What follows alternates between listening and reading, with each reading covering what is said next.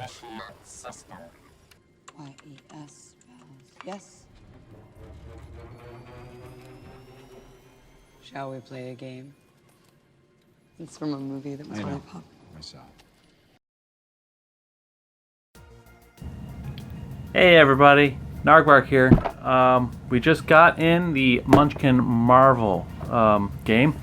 I'm a big fan of Munchkin, and I just about exploded when I found out that there was a Marvel edition coming out. Judging by the back of it, it looks to be a little bit different than the traditional Munchkin game, but super excited to see what it's all about. So pull up a chair and hang out with me as we explore the contents.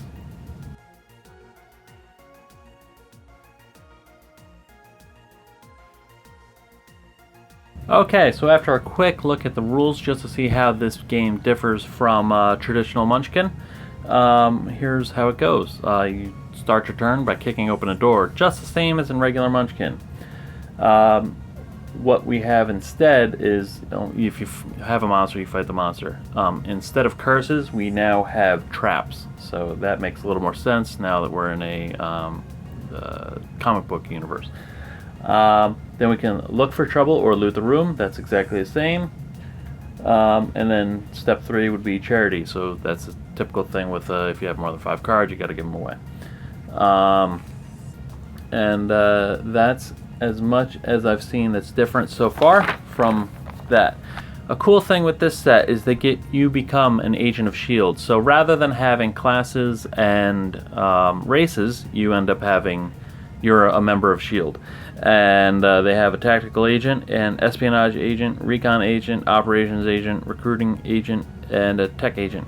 And I am guessing, I haven't read the directions, but I'm guessing that whoever rolls the highest can pick theirs first and so on and so forth, or you just randomly shuffle them out. Neat thing is they have the 1 through 10, so you'll be able to keep track of what level you are, just like that. And just for those of you who are a girl, or if there is a change your sex card in here, which is always fun to have show up in our Munchkin games, the flip side of these cards are the female equivalents. So it's really neat. And each one of these has its own bonus. Like, for instance, the tactical agent has a +2 to fight a monster you found by kicking open the door. Alright, so for the door cards, look at that fancy artwork there.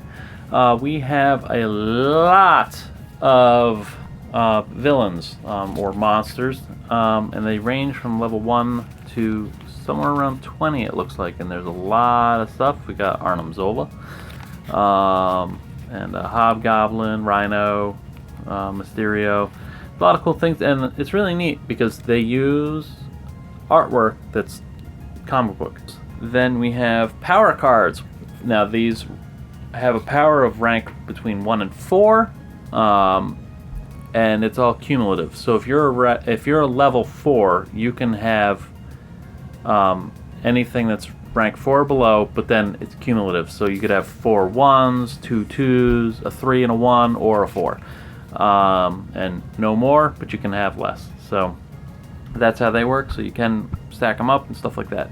Then you've got your affiliations, which I guess you could say are similar to your race cards. So we have Inhumans, Avengers, and Spider-Friends. And to go along with that, you have the team-up cards here. We got 2 of them. That allows you to be basically a Super Munchkin and have 2 affiliations. So that's pretty neat. We got a handful of monster enhancers.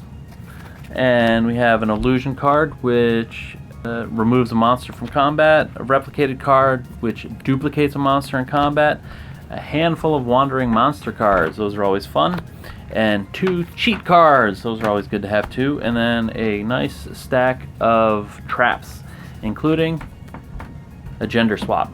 So yes, they are in there, so people will be flipping the cards. There may be more. I haven't looked through each and every one of them. Now let's take a look at the treasure cards.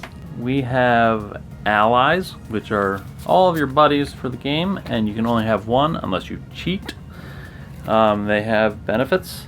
You have your go up a levels and a steal level card.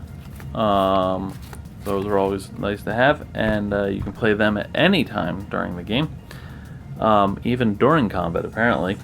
There is a bunch of equipment in the game, and they did something pretty cool with this. One-handed items have one hand on them.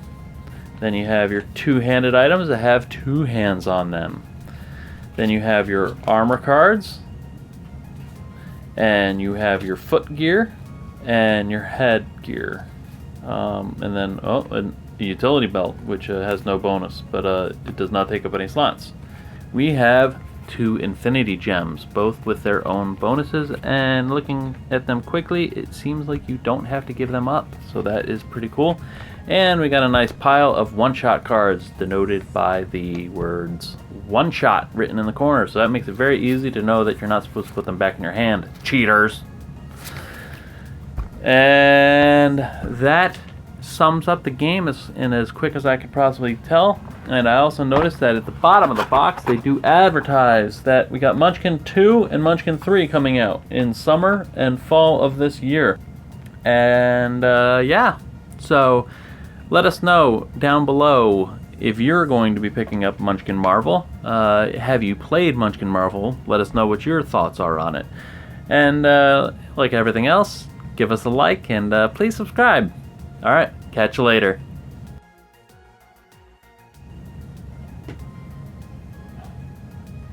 Hello, YouTube. Narkvark here again, and we have just... I'm going to start this all over. I am not one to look for trouble, usually because everybody around me is ready to stab me. So that's